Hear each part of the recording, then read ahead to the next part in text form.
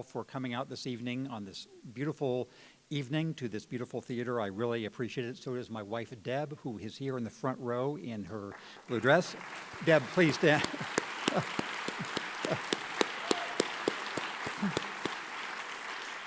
So Deb, as in everything in our many years of being together, is the guiding spirit behind the journey I'm going to tell you about, and we're together writing a book about it, but I'll say more about that. It's a genuine pleasure to be here in Santa Barbara. I know everybody says that, but I mean it even more than in the pro forma ways. I grew up in Southern California in Redlands, a very different part of California than Santa Barbara. I'd come here as a high schooler for debate tournaments and for tennis tournaments, and I had friends who went to UCSB. We come back now partly because one of our sons, our son Tom, is married to a daughter of Santa Barbara, Lizzie, and her parents, Susan and Don Bennett, are here. Really, I'm delighted to have them. Wherever you are, Susan and Don, thanks for coming. I'm also glad, as is anybody involved in journalism, because of Santa Barbara's contribution to magazine journalism. I hope you appreciate that within your precincts you have one of the leading magazines in the country, in the world, Pacific Standard. And I'm really glad to have known John Mecklin and Maria Straczynski and now Nicholas Jackson, who's also here, who've made this a magazine you can be proud of. And it's reporting on a variety of topics from immigration to climate. And so you can be proud, one more reason to be proud of Santa Barbara. We've been here in Southern California for the past couple of months in Redlands, writing a book about the trip I'm going to describe. And I'm going to summarize what I have before setting it out for you. The main surprise of what I'm going to say in the next few minutes is this. You've heard the old joke of, I'm from Washington and I'm here to help you, and we all know how that ends up. My version of that is I'm sort of from Washington. I've lived there off and on over the last 40 years or so. But I'm here to tell you something that should make you feel better. Something about the nature of the American society and polity and economy right now that is not 100% positive, but is more positive than you probably think, and that I believe offers avenues for dealing with the real problems that the United States does confront over the past decade and the decades to come, but in a way that I think may give us more traction on those problems than we'd expect, certainly from our national political discourse, and then you might think from reading the papers. So my argument is going to be that the ground reality of America is better than you probably think, but it's becoming better in a way that's really very difficult for our national media to grapple with and for our national politics to recognize. And I'm going to say that it's important to understand both what's improving and what isn't, so that in preparing for the next stage of American reinvention and reform and all the other things that the country needs to do to deal with the challenges of this era, having a grounded perspective on what's working and what isn't can give us more hope and certainly more possibility. The background for what I'm going to say is the assumption that the United States of this era, of 2017, of the decade in the past, probably the generation or so in the future, is living through another Gilded Age. And by another Gilded Age, I mean that essentially every challenge we have right now has its predecessors in the 1880s and the 1890s, with the original Gilded Age. We have people being disrupted, losing their homes, losing their professions, losing their moorings because of technological changes, whole industries rising and being challenged almost overnight. We have people in motion around the world. We have politics at the national level, which seems suspect in many levels. We have a sense of a different kind of polarization and division than in our recent past, although in fairness, when the people in 1880 looked to their recent past, they had worse political divisions than we have had in our recent ones. But I think that just as there are seeds of reform in what, if we look back at the history of that era, so too we can see them in some of the efforts to rebuild American opportunity and recreate American society that are happening all around the country. I'm explicitly not going to talk about national politics. If you ask me later on, I'll be happy to tell you what I think, but I'm not going to deal with that because part of the premise of what Deb and I have found around the country is that if you talk about national politics, you find a level of divisiveness and fury and bile that is atypical of what's actually happening in the country, and that it makes it harder for us to figure out solutions at the city by city and region by region and state by state level. So I'm going to work with the assumption that our national politics are in a almost historically troubled stage. I say almost because, again, there was the Civil War. And this is not, we're not in that circumstance. But it's almost historically troubled because it is like the national politics of the 1880s and the 1890s, when you had suspect judiciary and corruption that was rampant and presidents who were disrespected in various ways, and a difficulty in finding common ground, and therefore a look for avenues other than national politics to solve the problems of that era. What I'm going to tell you that there are solutions that are evolving at the non-national level. I'm not pretending this is a radically new idea. Several generations before, this was the background for Justice Louis Brandeis with his famous comment that the states were the laboratories of democracy. I now think that cities are the laboratories of democracy. Mayor Michael Bloomberg was, of course, making that case when he was in New York. Many others have talked about cities as the experiment ground for the American future and the world future. But what I'm going to try to convey to you is how deeply true that is, and how promising it can seem if we look at some of the details of what people are figuring out city by city. And my goal is to send you out of here when we leave at, I hope will not seem too long a period from now, with some sense of how you can engage at the national level, how you can engage here in Santa Barbara, how you can talk to your parents or your siblings or your children, how you can think that this actually can be a moment of improvement and reform in the United States rather than one of managing friction and decline. That's the goal for the time ahead.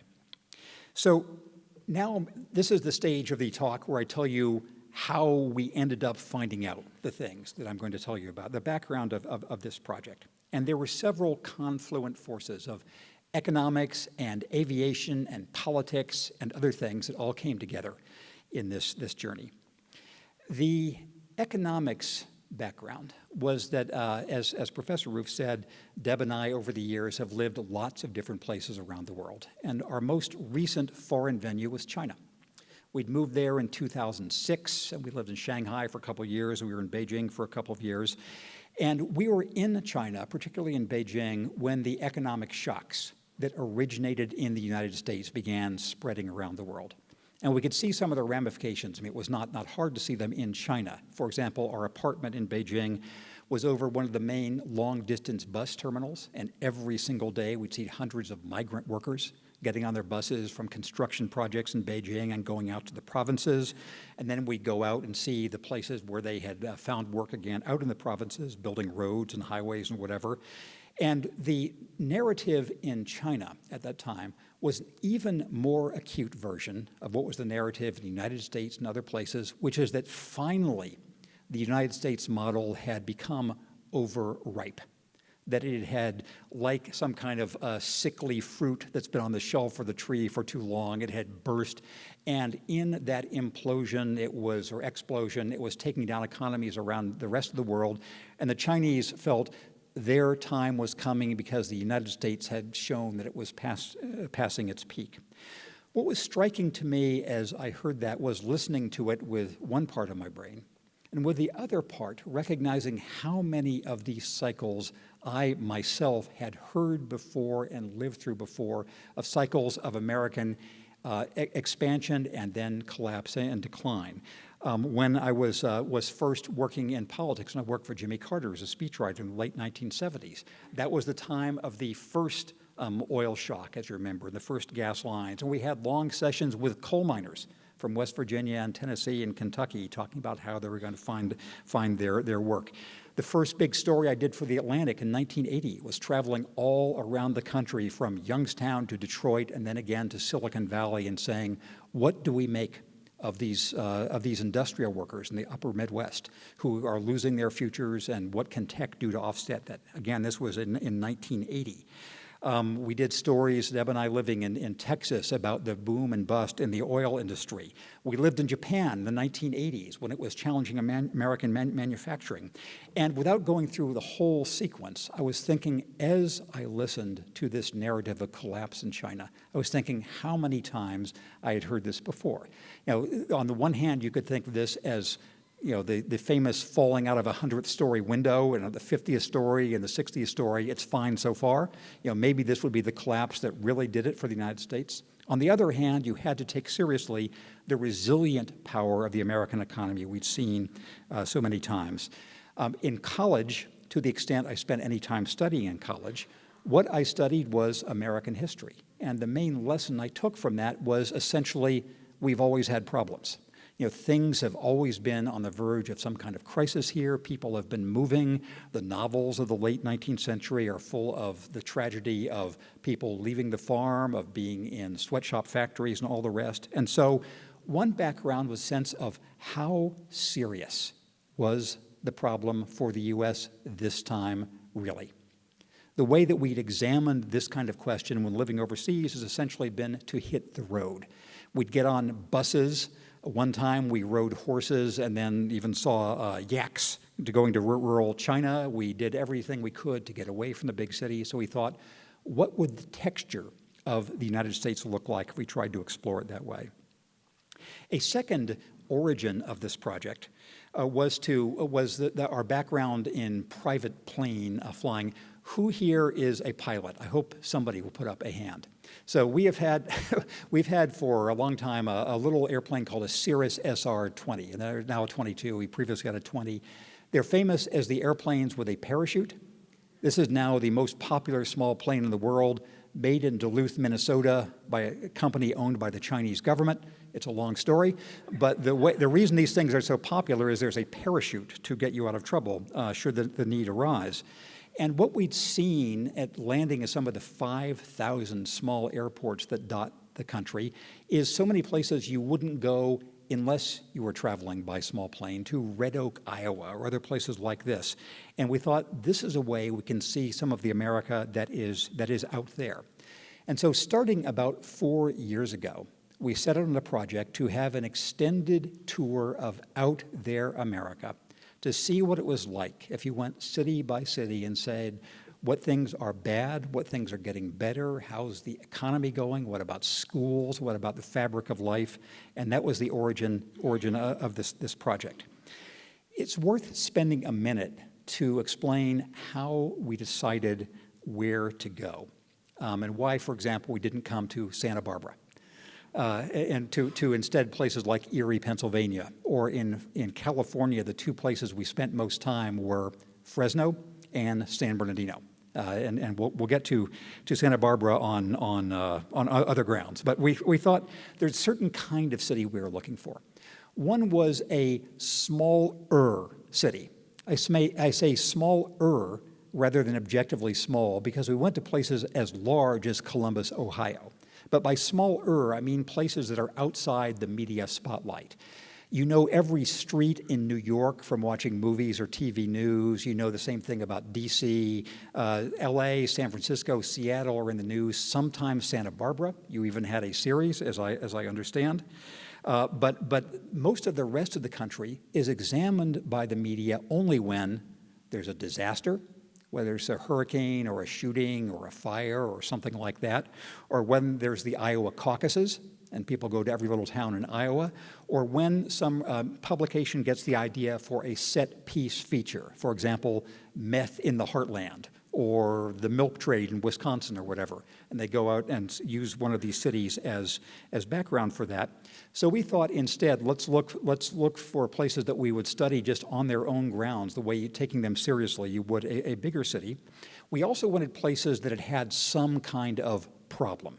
It had an economic problem, a factory closing, a drought, a political crisis or paralysis or whatever. So I put an item on the Atlantic site saying, tell us your city's story and why we should come. And within a week, we had more than 1,000 essays of people saying, Gadsden, Alabama, this is why you should come here.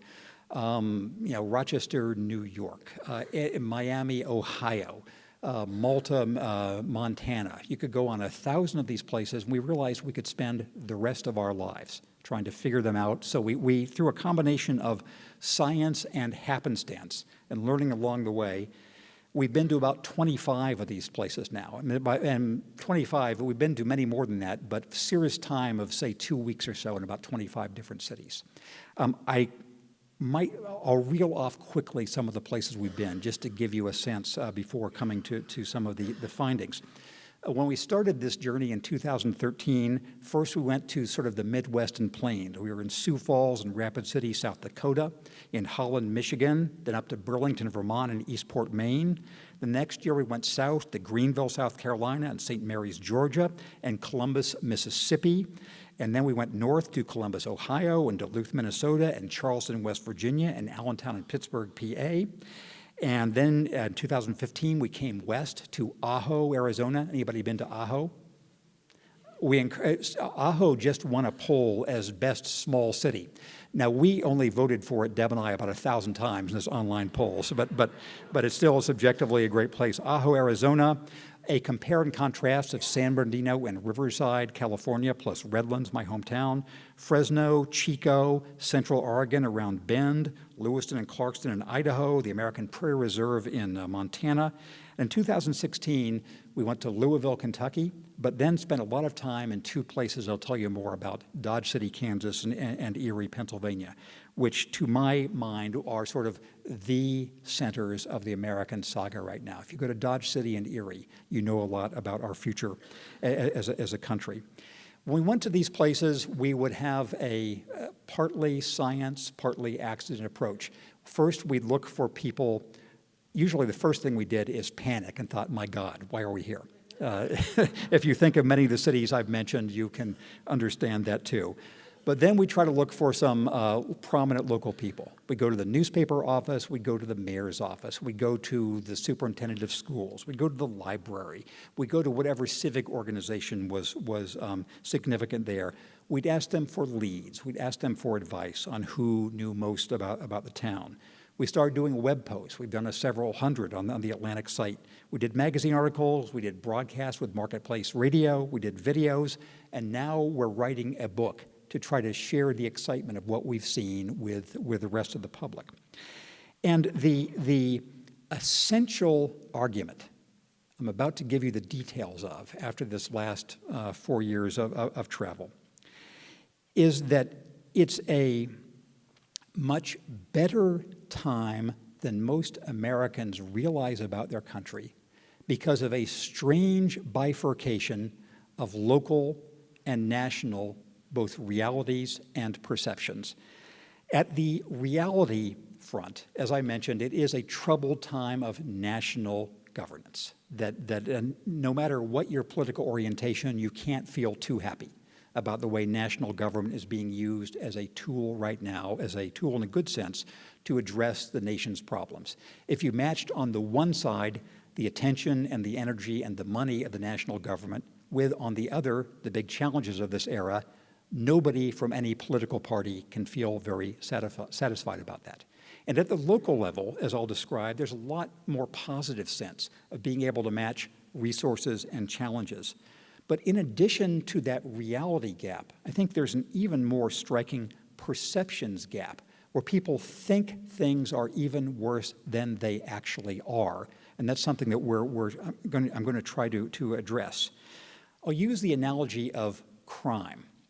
Any of you who were in big East Coast cities, especially New York in the 1970s, you know that crime was a real problem then. From the squeegee man to hold-up people to everybody else, crime in the 1970s, that was its nadir in East Coast metropolitan life. And since that time, with minor ups and downs, we've had now more than a generation of crime rates going down in most of the United States most years. And the overall level of crime is much lower than it was in the 1970s. But fear of crime is much greater now than it was in the 1970s. And there are all sorts of explanations for why this might be, whether it's cable news. If there's no crimes in your city tonight, they can show you a crime someplace else, and that's how cable news is. But again, some perception of, even though I am safe myself in my city, I think there's a wave of crime and terrorism and everything else. Something similar is true of economic developments. Most of the country in the past couple of years has been getting better at a local level. Not all of it, certainly, but most of it. And at the same time, people's sense of the national prospect has been deteriorating. I was at the Republican convention in Cleveland last summer, which was the occasion of many stories I can tell if you ask, but one of them was a headline in the Wall Street Journal on the last day of the convention. And the headline said, GOP delegates sure economy is terrible, except where they're from. And I think that in a way, that was about a political convention, but it was sort of the predicament of the nation. And I think that we found this gap between a sense of local relative progress, not absence of problems, not absolute well-being, but progress in a certain direction, and fear about decline nationwide. This is something worth viewing in itself as a national problem. And so that's one other aspect to mention related to the politics of this moment. You recall after the election results last November, there was a lot of press coverage saying many people were surprised by this, the Republican establishment was surprised, the Democrats were surprised, but if you had been out there, you would not be surprised because of the fury that was raging across the American heartland. We actually had been out there for the past 4 years. And in many places no matter where they voted, although most of the places we visited ended up voting for Donald Trump, it was not a sort of cauldron of seething fury unless you asked about national politics. If you asked about national politics, then you'd have the kind of friction of an AM talk radio station. But if you didn't, people didn't feel they were living in some hellish period of American life. Obviously they had problems and all the rest, but I think that some temper to the idea that this is a particularly infuriated period in the nation's history, I think it's worth trying to lodge that alternative view. Let me now skip to some of the big headline themes that we think we know by traveling for the last 4 years that you might not know, or at least that we've observed, and you can see how this matches what you've read, what you've seen. The entire point of journalism is to find out what you didn't know until you showed up. That's the reason you're a reporter, to go see what it's different to be someplace, to ask people from what you just knew at arm's length. And the things we think we know now that we didn't before are these, and I have a list of 10 of them, but I'll just give you a sentence or two on each, because I think they're different from the conventional wisdom, and I'm convinced they're true. And I think they give me a different sense of America's prospects, and I hope they would give you a different sense. The first of these things I now believe more sincerely is what I think of as the reverse big sort. What I mean is a staple of a lot of journalistic writing and sort of assumption in the last generation, last decade in particular, is that we're in a time of historic sorting out by talent and ambition around the country. If you want to be in finance, you go to New York. You want to be in politics, you go to DC. You want to be in the industry, you go to Los Angeles. You want to be in tech, you go to San Francisco, et cetera, et cetera.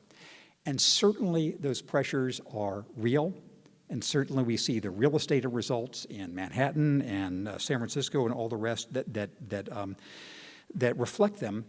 At the same time, there's a distinct movement of people who think the opportunities for them are better to do first-rate work someplace else than New York, San Francisco, LA, and DC if they choose a different locale. For example, if you want to do, for example, we find in Sioux Falls, South Dakota, some of the leading work in geospatial intelligence is done out of there because of the big satellite research center that is there. In Fresno, we saw people doing advanced work in agricultural-based technology. We also saw people using the arbitrage of real estate prices to recognize that the overall life balance you can strike in Greenville, South Carolina, in Allentown, Pennsylvania, in Eastport, Maine, as opposed to the big centers, just gives you more leverage.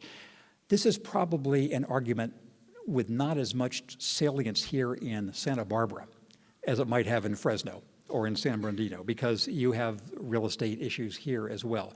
But the first point is that at the same time, we find people collecting in the big coastal centers. We also find them dispersing back into the country, often to places where people have some pre-existing connection to, but we have a whole center of the country where things are going on that you wouldn't necessarily know from following the news. Excuse me. So I mentioned this when I was visiting Australia last year, and somebody from Australia said, "You Americans are so lucky," because in Australia they have 4 or 5 big cities where essentially 95% of the population lives, and they don't have a middle of the country full of these second-tier cities where people can go, like Columbus or like Dayton or Louisville, and the U.S. does. So reverse big sort is one point. A second point is the sort of practical and theoretical contrast between local and national politics. We know that to some level, state politics in some states is resembling the way national politics now works or doesn't, of people being polarized, standing off on main issues, spending more time fighting each other than otherwise. That's not true of most state legislatures, and it's true of very few cities, because the practicality of city politics, most places, I don't know enough here to opine, but most places people still view local and regional politics as an arena in which you can solve problems rather than just argue about them. And we never brought up national politics when traveling around, and we'd ask people, what was the story with the schools? What was the story with green belts? What was the story with this or that? And you would find people from different backgrounds who might disagree in angry ways about national politics, being able to have these reasonable discussions about their local issues. A third thing we feel more strongly than we did before is how diverse the country still is in a positive way. I'm not merely meaning diversity in the sense of national background, ethnicity, all the other standard demographic ways we talk about diversity, even though I strongly believe, based on our time living around the world, that is America's greatest strength and greatest virtue, that it can use such an outsized share of the world's talent. What I mean is, the view of America you have when you're driving on interstates is actually misleading, because that view is one sequence of Applebee's and IHOPs and Radio Shacks going out of business and big box stores and all the rest that we see from the interstates. One of the things I love most of the many things I love about the aerial view of the United States from 2,500 feet up, is you see what a narrow slice of American reality, what a narrow band highway life is. You know, when you're on the interstate, you think America is all road, because that's what you can see. When you can see it from a different perspective, you recognize there's this little slice of Americana that's represented by the interstates and by the big box stores, and there are very striking variations, community by community, region by region. I don't mean, again, the sort of quasi-Civil War-like polarization we've feared in coverage of recent national politics, but rather a wholesome sense of this is what it is like to be from South Dakota. This is what it means to be from down East Maine. This is what it means even from Mississippi, where we spent an awful lot of time. So it is still a country with fine-grained distinctions in a good way. The next thing that we argued as a real finding of our travels is a sense, probably this may be even more important than the previous one, of momentum and active status versus despair and object status. Here's what I mean. Most of us in our lives, in our families, in our careers, in our communities, in our companies, we think, perhaps to a fault, that we have active agency. We make decisions, they may be good, they may be bad, but things come from them. We think we have some influence over our own fate. But often when you read about the rest of the country, you assume that people are in the object role. Globalization is giving them problems. This or that is making trouble for them. And certainly that is true. There are these long historical sweeps that are bigger than individual people's sometimes ability to surmount them. And yet, most people in most communities still think as if they have some control and as if they're moving in the right direction. I submit to you that if you went to 10 cities around the country over the next month yourself and you asked them, are things better off here than 5 years ago or 10 years ago? Almost every place, perhaps with the exception of parts of Appalachia, people will be saying, yes, we have this problem and that problem, but things are getting better. They feel that very strongly in Fresno, and they feel it even in San Bernardino, the most troubled part of our state. So there is a sense of momentum, which you very strongly get and is at odds with some of our political discourse. Next on the list is the importance of the maker movement, which I had never believed in, but I now think is an important part of recreating the manufacturing future for the United States. And I'll move to the next one after that, which is, I think, really important.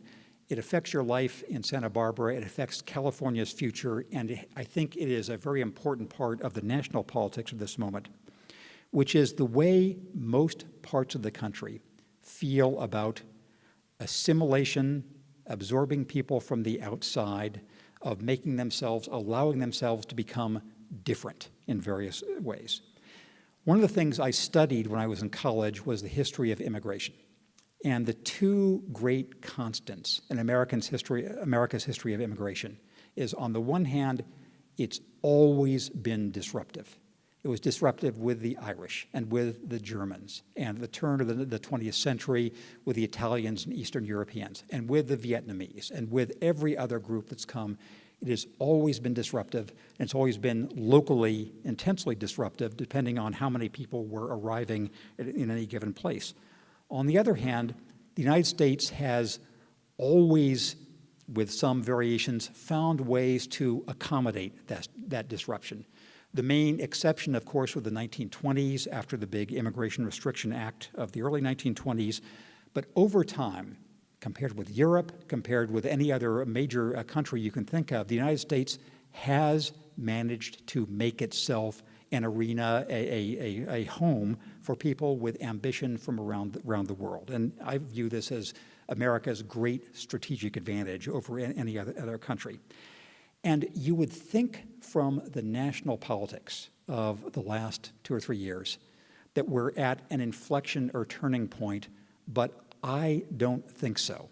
Having been in a lot of places where immigrants are arriving, I think historians would argue that this stage of American history is working like previous ones, where people are absorbing the differences, the disruption, the disagreements, and finding ways to make a possibility and a home. I could give you a long argument on this, but I'll just give one or two illustrations. One is, invariably, in our experience, the further away we were from either the Mexican border or from recent arrivals of many immigrants, the likelier people were to give build a wall type of chance.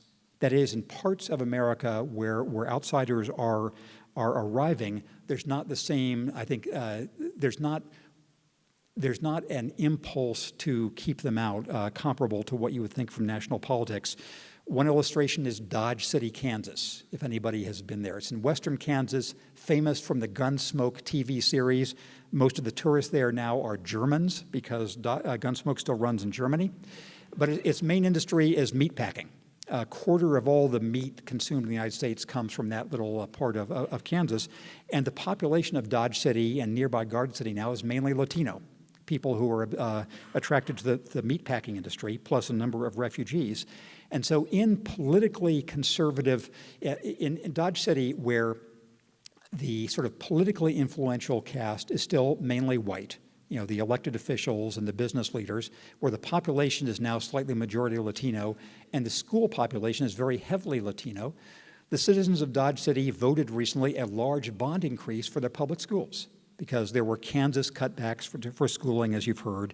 They thought, we have to offset this for our children, who are mainly Latino, for a mainly white electorate. And I could give you a lot of other illustrations. I'll simply say the evidence we've seen with Somali refugees in South Dakota, and with Burmese refugees in Vermont, and with Indians in Mississippi, and with people of various backgrounds in Arizona, is that America is being true to its past, of going through a difficult process, but going through it rather than resisting it or being stopped by it, as I think many European countries have been.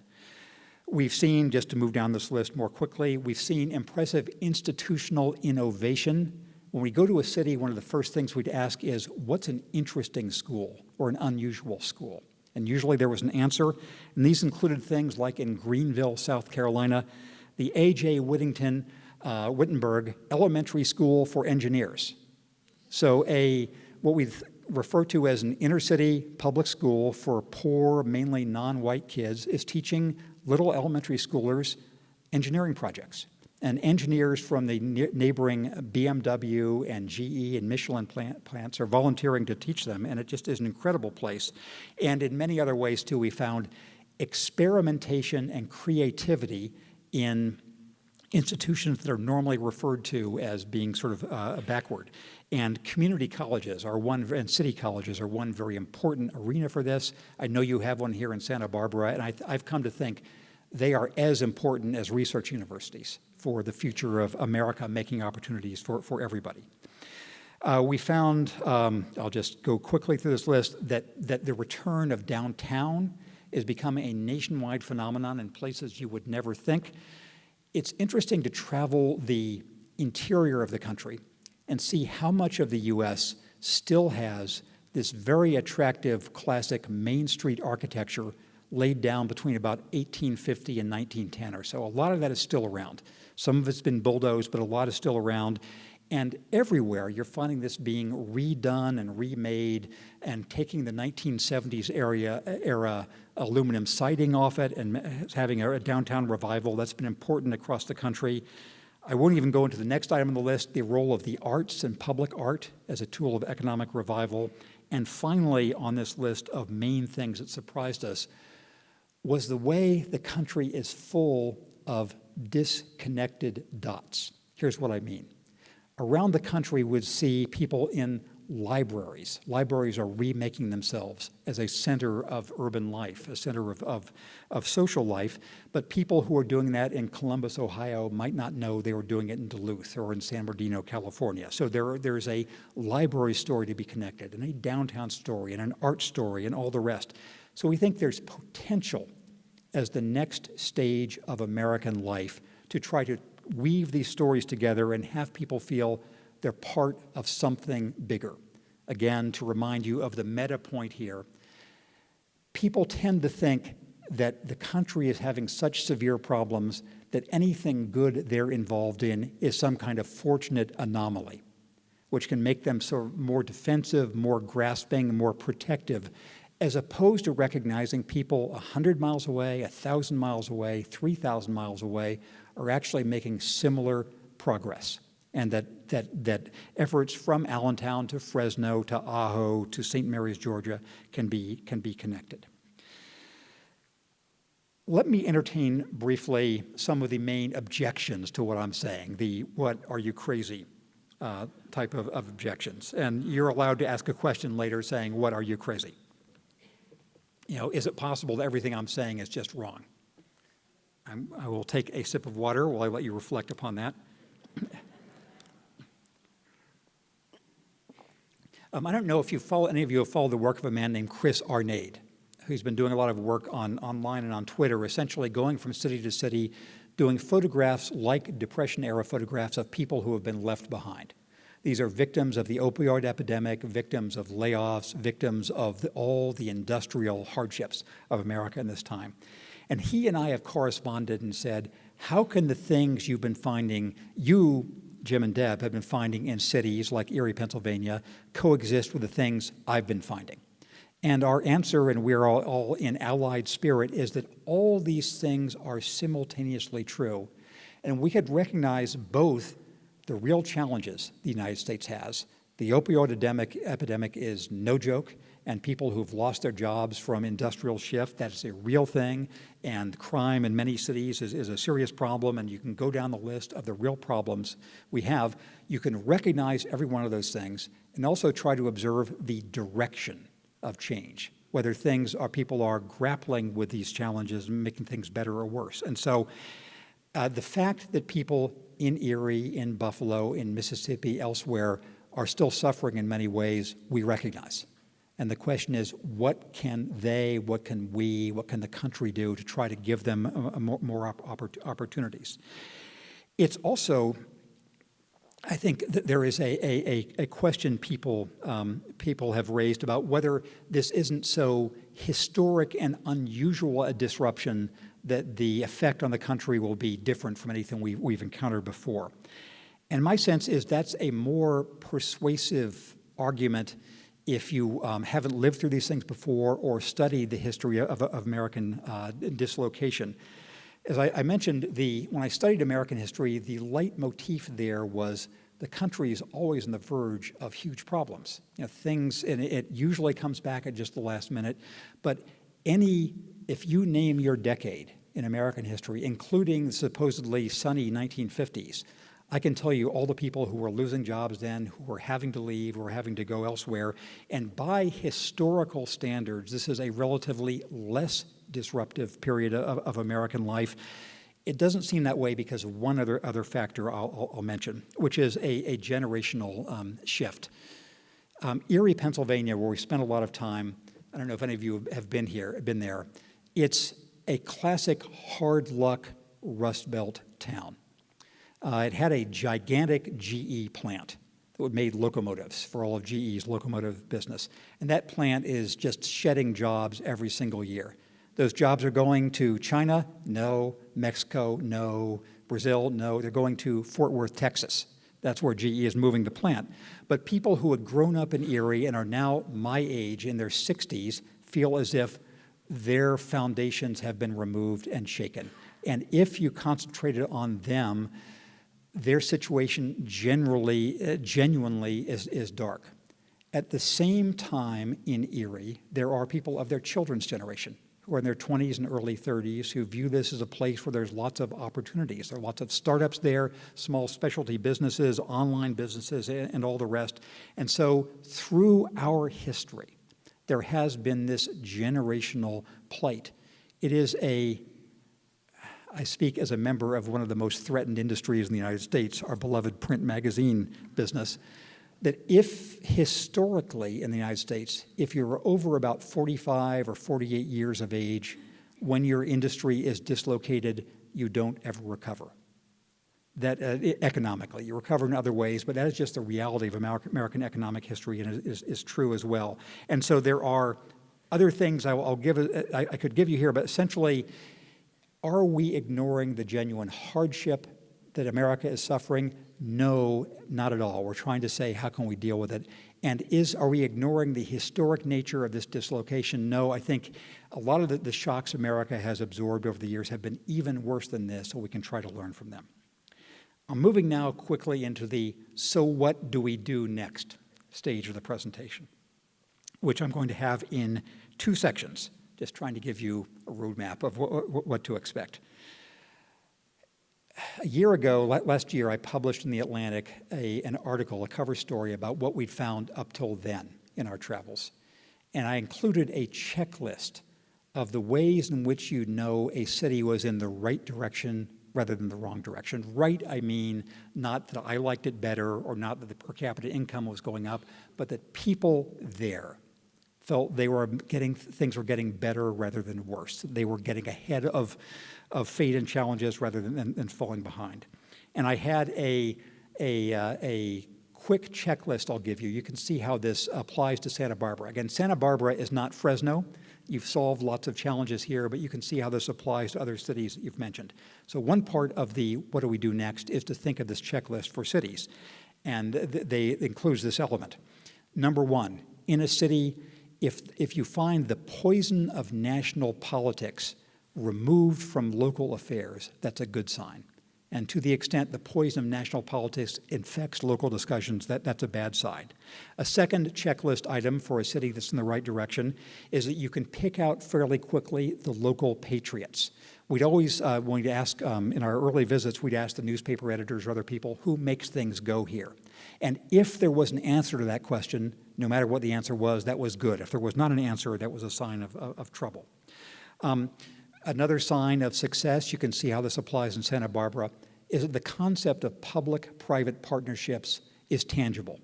If somebody says, what's a public-private partnership, you can say, oh yeah, it's that Riverwalk. Oh yeah, it's that market or whatever. So if there's a real object of that generality, that's a good sign.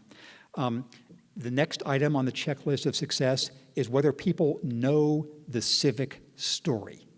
They have a shared narrative of what is happening to the city. In Sioux Falls, South Dakota, the civic story is this is a place people have come to. They've made it by coming to Sioux Falls from smaller towns across the prairies, and they like the idea that it's the right size. I won't go through the list of other ones, but if there's a civic story that people know, that's a way to organize their efforts.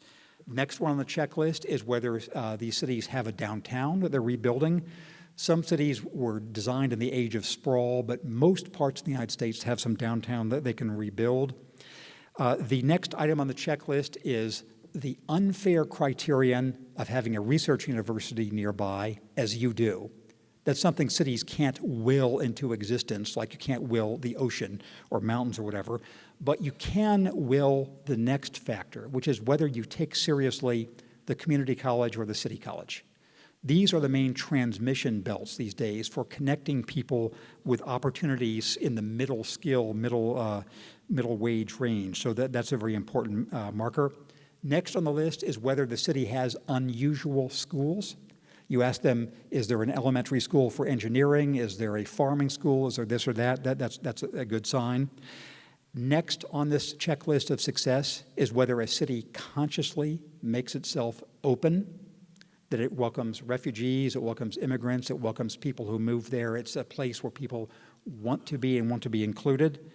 Next on the list, next to last, penultimate, is whether the city has big plans, by which I mean if somebody gave you a 20-year infrastructure plan for the United States, you would either laugh or cry because you know that's probably not going to happen.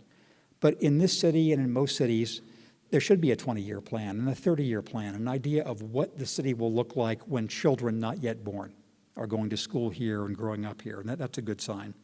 And finally, on the list of what makes a city succeed is whether there is a craft beer industry.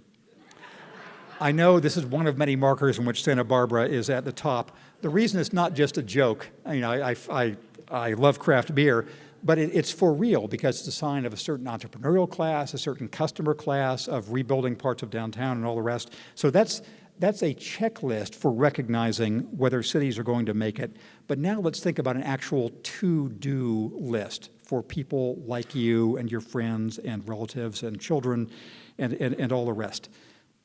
And this is the end of what I have to say. I mentioned before that I've been deliberately avoiding national politics. And even though I was not advocating the result the nation came to last fall. But I think that regardless of your position on national politics, as I said before, you can't really feel as if the challenges and problems the United States clearly has, you can't feel as if they're being very effectively dealt with at the national level. And this was the case, again, 150 years ago, as the first Gilded Age was getting going. And historians of that era found across the country a huge sort of fermenting diaspora, not a combination of words usually here, but there was a real diaspora of people finding local organizations, local solutions, local experimentation, local possibilities that eventually coalesced in the reform movements of the early 20th century. Now, of course, I'm leaving out a lot in that connection, but when Justice Louis Brandeis said in his famous Supreme Court decision that states were the laboratories of democracy, actually it would have been more accurate to say that cities and regions were. That's where a lot of these experiments were being carried out, and they're being carried out now, too, around the country.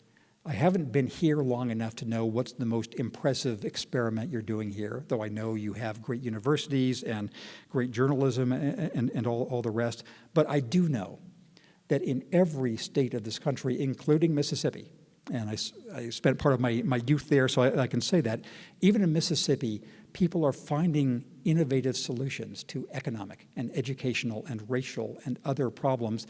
And the task, I think that the twin task ahead in the era of the national politics of the moment is first to connect those experiments and those stories and those movements so that people can think what they're doing in Mississippi has some bearing on what you're doing here on the west coast of California and what they're doing in Sioux Falls and what they're learning in Maine, because there is a common effort to recognize problems and come up with solutions to them. And we've seen countless things where people are doing similar efforts in different regions and don't know about it. So connecting the dots to form a pattern is one thing that Deb and I, in our role as writers, are trying to promote. The other, which can be done by people of any generation, in any location, in any circumstance, is what I think of as the main civic obligation of this era, which is simply engagement of any sort. In the process of traveling in the last 4 years, in the process of thinking of politics in the last couple of years, I've read a lot of the histories and literature of different eras in our history, including the papers of the founding era and the challenges that Alexander Hamilton and his colleagues were dealing with, and all of them, despite the inequalities those days, despite slavery, despite the male franchise, despite the elite nature of the founding leaders, they all thought that democracy depended on continuing engagement. And I do think that the next thing that anyone in the country who cares about either local politics or national politics can do is simply take some step outside personal or commercial life, whether it's volunteering in the libraries or school systems, or running for office, which I hope everybody of the next generation does, or supporting political campaigns, or doing anything else that involves engagement. That is, if Deb has been reading recently Democracy in America by Tocqueville, which again, it remarks as the distinguishing trait of American society, the fact that people were engaged outside their household. Over the last generation, we've had many books arguing that moment is past and Americans are not as engaged anymore. We know the reasons to think that, from omnipresent smartphones to other challenges, but we've seen the signs around the country of people who actually are engaged, to go out to meetings, to board meetings, to libraries, to anything else. And I think that everyone should find some way, as I know most of you in this room are, to remain engaged in remaking the city, because from the cities will come the future country. So to wrap it up,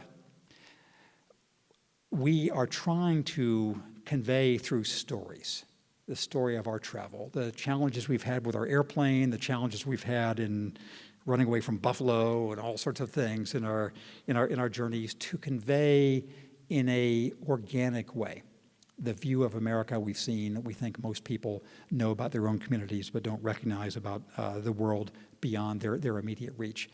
What I hope to convey to you now is a sense not of either, certainly not of complacency or triumphalism, but rather of possibility. That given all the problems and challenges every one of us in this room knows about, even in a city as favored as Santa Barbara, even in a state as important as California, even in a nation as central as the United States, we know about all these challenges, but there is an era of possibility, of prospect, of reinvention going on around this country. I hope you remain a part of it. I hope you extend its works to this very wonderful city, and I hope you read our book when it comes out next year. So thank you very much. Yeah.